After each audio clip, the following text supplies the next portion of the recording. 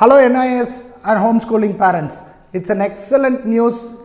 நம்மளுக்கு NIOSல கிடைச்சிருக்கு. தமிழ்நாடு கவர்மெண்ட்ல NIOS is an equivalent 10th and 12th is an equivalent certificate ன்னு சொல்லிட்டாங்க.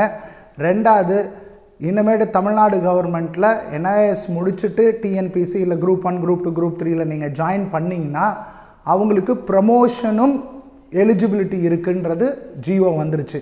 இந்த ஜியோ காப்பியை உங்களுக்கு கீழே நான் லிங்க்ல கொடுத்துருக்கேன். ப்ளஸ் இந்த வீடியோலையும் நாங்கள் காமிக்கிறோம்.